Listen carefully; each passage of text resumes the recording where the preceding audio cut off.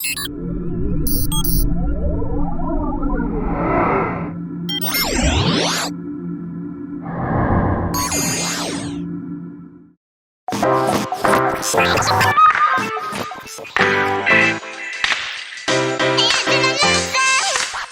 by Grammy-nominated musician and Tin Pan South co-founder Beth Hall, MusicRow411 is the go-to resource for songwriters, musicians, and aspiring artists. With extensive years of professional experience in the music and entertainment industry, Beth has learned all things music. When we come back, we'll dive in and enjoy some of the wisdom that she has to offer.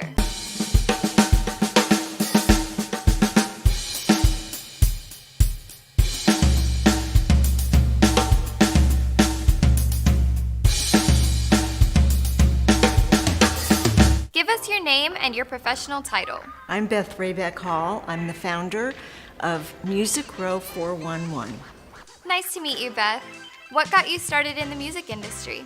In the industry, I've been in music all of my life. In fact, there are only 2 years of my life I've not been involved with music. I started playing piano by ear when I was 3 years old and studied music all through high school. I'm classically trained, and it just always has been in my blood. So it was a natural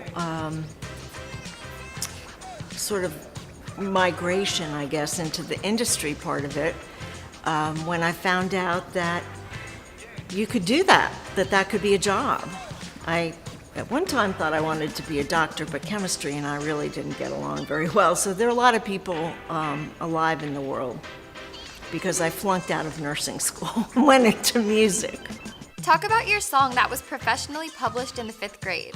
So I started writing songs very, very early. In fact, when I was in kindergarten, I had my first published song in like the high school magazine. And then in 5th grade, I was part of a chorus that recorded an album at Radio City Music Hall. And during one of our breaks, I was playing the piano in the studio, and the producer said, "What's that?" And I said, "Oh, it's a song I wrote." And he said, "What's it called?" And I said, "A Child's Lullaby." He said, "Can you write it down?" And I lied and said, "Of course I can." So I probably went home and had my mother help me transcribe it, and I got $10 for it. And it was included in the book, the musical book that went with the record we were recording. And I still have that book today, and it was a very proud moment. So out of writing, performing, producing, and publishing, which one do you enjoy the most? Well, I enjoy all of it. I enjoy writing very much. I'm not writing songs so much these days because I'm writing a tremendous amount of content for our platform.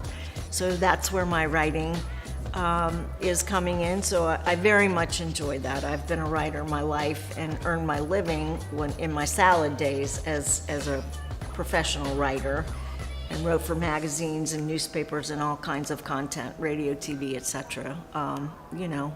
Creative people sort of use what they love in other ways. The publishing is gotten very complicated.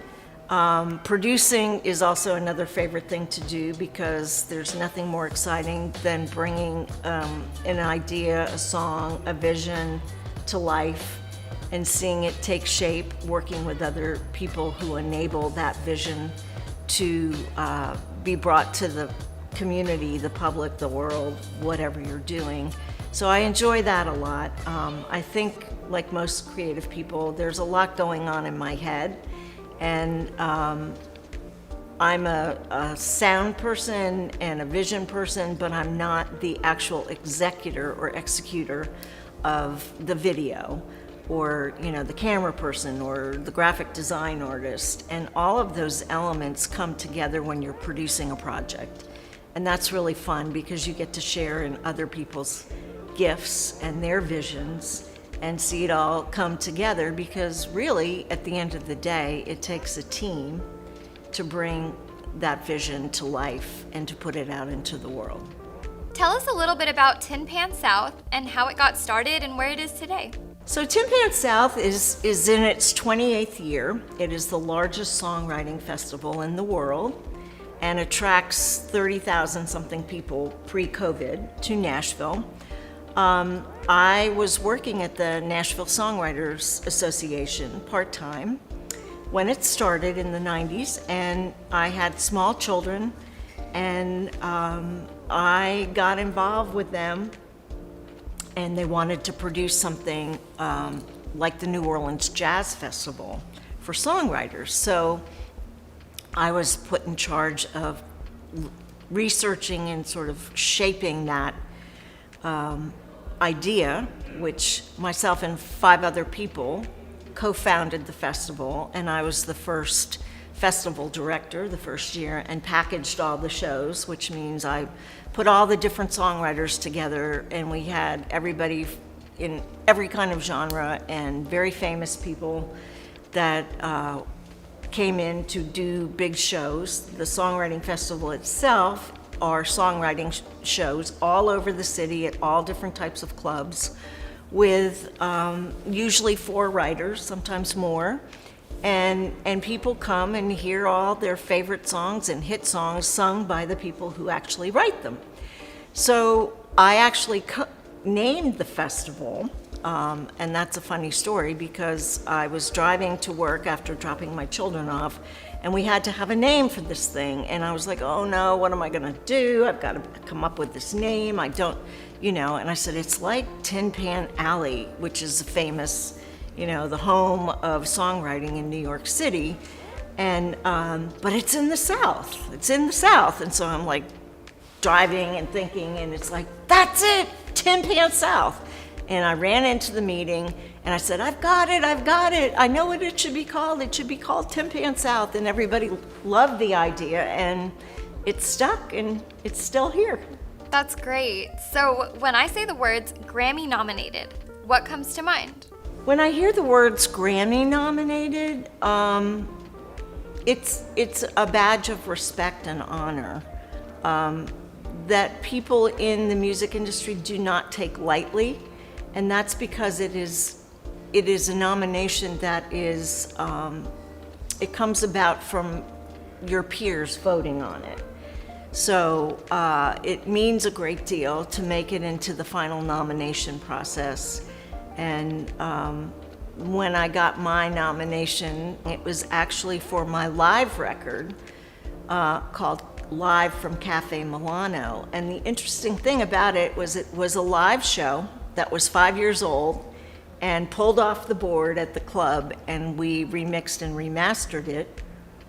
So it was really for the whole project, of which I wrote all of the songs and had great co-writers on some of them. And then, of course, it was me singing, and then I produced the record. So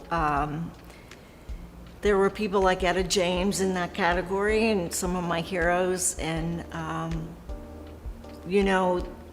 the most meaningful thing about that nomination for me is my parents had just died unexpectedly prior to the announcement of that, and I'd like to think that they had something to do with it.